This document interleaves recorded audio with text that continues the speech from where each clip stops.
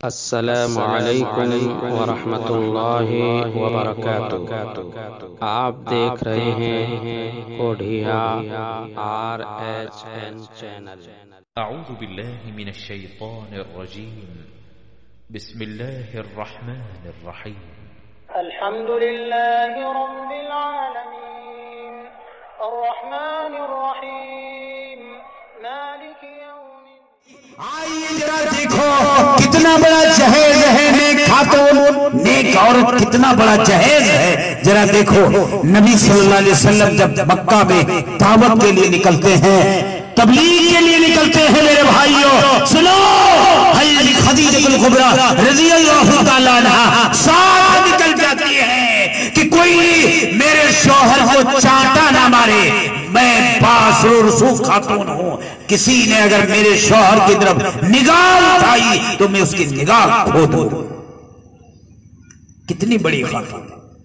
جب غار حرا سے واپس آتے ہیں اور آ کر کے کہتے ہیں اے نبی، میرے پاس جبریل امین آئے تھے اور انہوں نے کہا پڑھو قرآن نازل ہونا شروع ہو گیا۔ بیوی کہتی ہے یا اللہ، آپ بھی مسکراتے ہیں، آج کی عورت ہوتی ہے بڑی آپ کا منہ اچھا ہے، فرشتہ ہے، بڑے اچھے آپ لگتے ہیں۔ بیوی نے کہا کہ نہیں گھبرانے کی ضرورت نہیں ہے، کیا یہ سب بات تو ہوتی رہتی ہے، لیٹ جائیے، بستر لگایا اور اڑا دیا چادر کو اور نکل گئی پوچھنے کے لیے چادر کے ورقہ بن نوفل سے، اپنے چچا جاد بھائی سے جن کے پاس علم تھا، پوچھا کہ میرے شوہر کے ساتھ ایسا ایسا پیش آیا ہے، کہیں جن تو نہیں، کوئی شیطان تو نہیں لگا ہے۔ آج لڑکیوں کو شیطان لگ جاتا ہے، معاف کیجئے گا، جب شادی اور آپ روکے رکھیے گا، شادی نہیں کیجئے گا تو آٹومیٹک شیطان لگتا ہے، جو اوریجنل نہیں، اوریجنل شیطان نہیں ہوگا، بہت تماشا بھی ہوگا، یہ بھی یاد رکھیے۔ اس لیے جب عمر ہو جائے تو شادی کر دیجئے، چاہے لڑکا ہو چاہے لڑکی ہو۔ اللہ کے نبی فرماتے ہیں بس نکاح کا پیغام آئے اور آپ اس کے اخلاق سے راضی ہو، اس کے دینداری سے راضی ہو تو شادی کرنے میں دیر نہیں کرو، فوراً شادی کرو۔ ہم لوگ جہیز کے انتظار میں بیٹھے ہوئے ہیں، مہر کے انتظار میں بیٹھے ہوئے ہیں، یہ لڑکیاں کام کرتی ہیں تو بوڑھی ہو گئی، گھر میں بیٹھائے ہوئے ہیں، BA کرا رہے ہیں اور MBBS کرا رہے ہیں، بیٹھائے ہوئے ہیں، بوڑھی ہو گئی، شادی نہیں ہو گئی۔ نہیں، ایسا نہیں ہے اسلام۔ جب عمر ہو جائے اور رشتہ کہیں سے آئے اور شادی کر دیجئے یا رشتہ آپ تلاش کیجئے۔ نبی صلی اللہ علیہ وسلم جب آتے ہیں پوچھ کر کے آتی ہے، حضرت خدیجہ الکبریٰ آئی، آ کر کے دیکھا کہ نبی آرام کر رہے ہیں۔ نبی نے کچھ جگایا نہیں، چارپائی سے آ کر کے سٹ کر کے بیٹھے۔ نیک عورت کی عادت دیکھو، آپ کہیے اچھا بیٹھے، جہیز دے کر کے میرے باپ نے مجھے تمہارے گھر میں بیٹھ ابھی دوپہر۔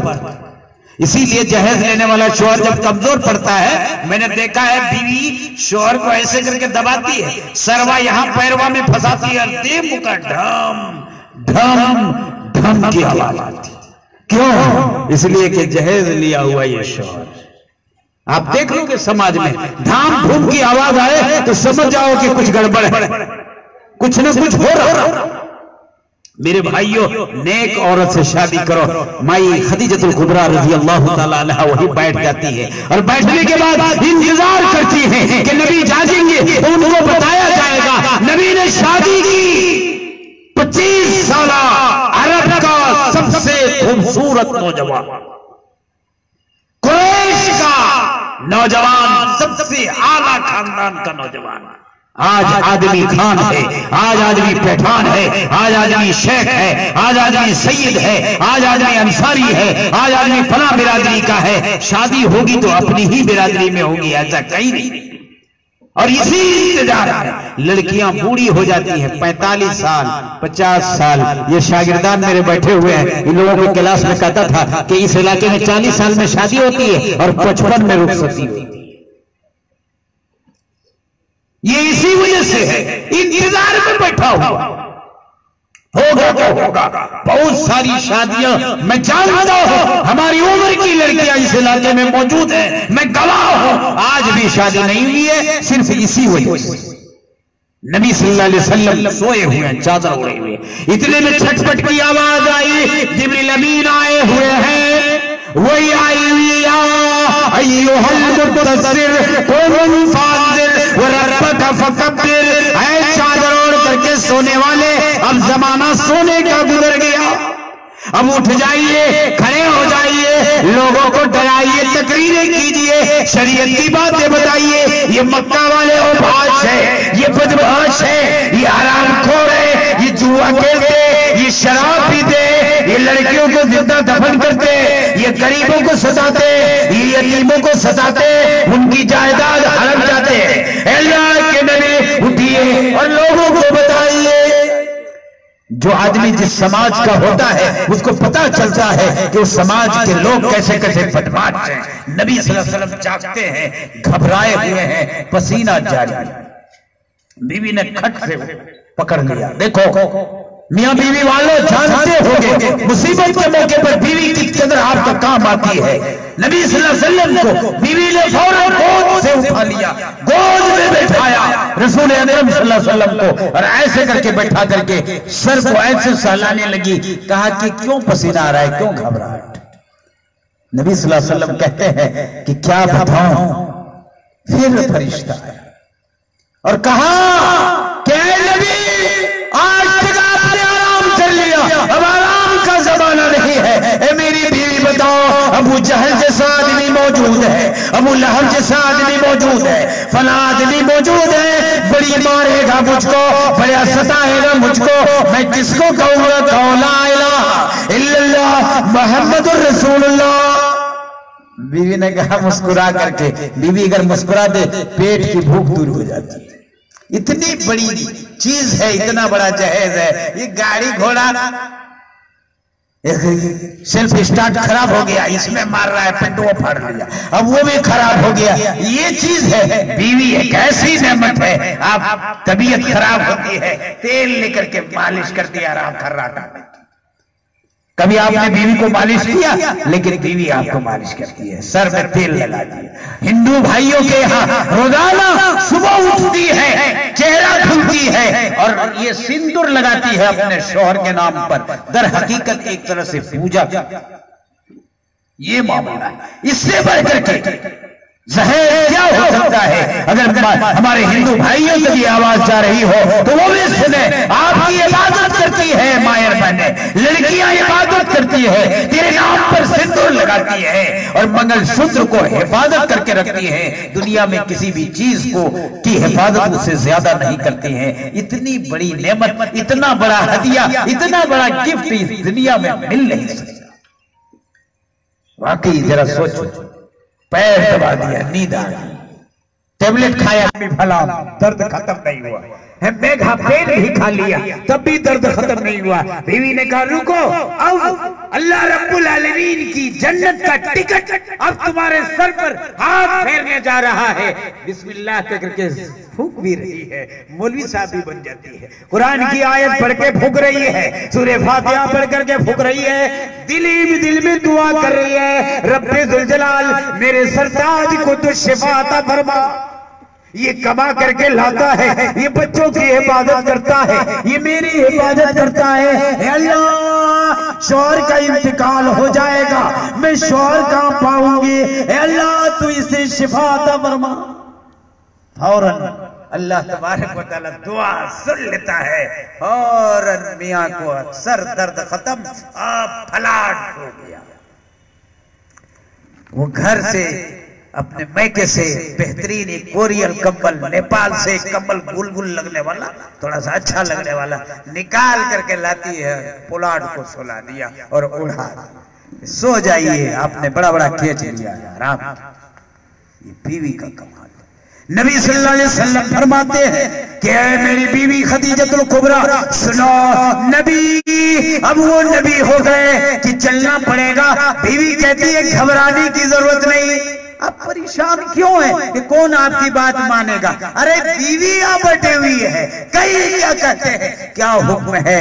نبی کہتے ہیں کہو لا الہ الا اللہ محمد الرسول اللہ۔ نیک بیوی دیکھیے 1 منٹ کے لیے 1 سیکنڈ کے لیے تاخیر نہیں کرتی ہے اور کہتی ہے لا الہ الا اللہ محمد الرسول اللہ۔ کتنا بڑا گفٹ دیندار عورت سے شادی کی۔ اللہ کے نبی فرماتے ہیں کہ انسان دنیا میں جب بیاہ کرتا ہے تنکح المرأۃ لأربعین لمالہا ولدینہا ولحسبہا ولجمالہا، آگے پیچھے بھی الفاظ ہیں، فاظفر بذات الدین تربت یداک۔ ٹائم ہو جائے گا بتا دیجئے۔ اللہ کے نبی فرماتے ہیں کہ دنیا میں جب آدمی شادی کرتا ہے تو دیکھتا ہے کہ خوبصورت ہے کہ نہیں، خوبصورتی دیکھ کر کے شادی کرتا ہے۔ ایسا بھی ہوتا ہے دیکھتا ہے مکھیا صاحب کی بیٹی ہے، ٹیڑھی بھی ہے تو چلے گی، اندھی بھی ہے تو چلے گی، بہری بھی ہے تو چلے گی، گونگی ہے تو چلے گی، پیسہ ملے گا، سب کہے گا مکھیا جی کا داماد چلا رہا ہے راستہ چھوڑ کر۔ ہارن کس کا بجا؟ مکھیا جی کا داماد۔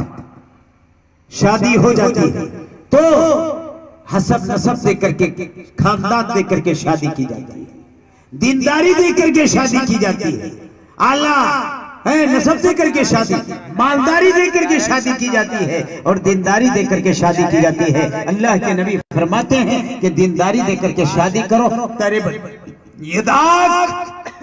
بہترین سویٹس کی دکان، مسٹان بھنڈار کی دکان کی برفیاں تمہارے دونوں ہاتھ میں ہیں، من کرے تو اس کو بھی کھا لو اور من کرے تو اس کو بھی کھا لو، تمہارے لیے پوری زندگی کامیاب ہی کامیاب رہے گی، تمہاری زندگی اچھی گزرے۔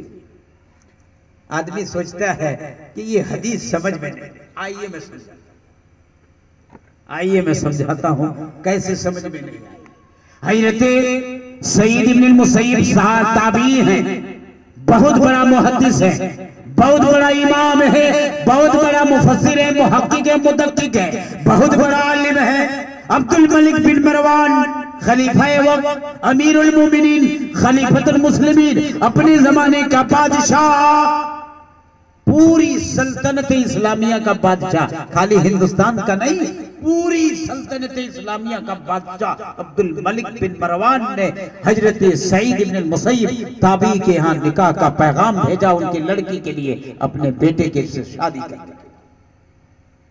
آدمی سوچتا ہے مالدار ہوگا تو وہی شادی کرے گا، نہیں، دیندار تلاش۔ وہ تابعی سوچتے ہیں کہ بادشاہ کے ہاں میری لڑکی جائے گی، تہجد کی پابند ہے، کئی وہاں عیش و آرام ملے گا، ایسی روم ملے گا، کھانے کا سامان کی کوئی کمی نہیں، رہنے کی کوئی کمی نہیں، خادم کی اور نوکر کی کوئی کمی نہیں، کہیں ایسا نہ ہو کہ میری بیٹی آرام پر سو جائے، تہجد چھوڑ دے، اس کے بعد عشاء کی نماز چھوڑنے لگے، فجر کی نماز چھوڑنے لگے، مغرب کی نماز چھوڑنے لگے، ظہر کی نماز چھوڑنے لگے، عصر کی نماز چھوڑنے لگے۔ کہا نہیں، ایسا نہیں ہوگا، دل میں سوچا نہیں، بادشاہ کا بیٹا ہے تو ہے اپنی جگہ پر، غریب آدمی میں ہوں، داماد ہوگا تو غریب ہوگا لیکن دیندار اچھا ہوگا، نیک اور صالح ہوگا، بغیر جہیز کا معاملہ ہوگا انشاءاللہ۔ عبد الملک بن مروان نے کہا کہ میں نے تمہاری بیٹی سے شادی کا پیغام بھیجا، اے سعید بن المسیب سنو، اگر تم نے اپنی لڑکی کی شادی میرے لڑکے کے ساتھ نہیں کر دی تو کھمبی کے ساتھ باندھ دوں گا اور اتنا کوڑا مرواؤں گا کہ تمہارے جسم میں چمڑا باقی نہیں رہے گا۔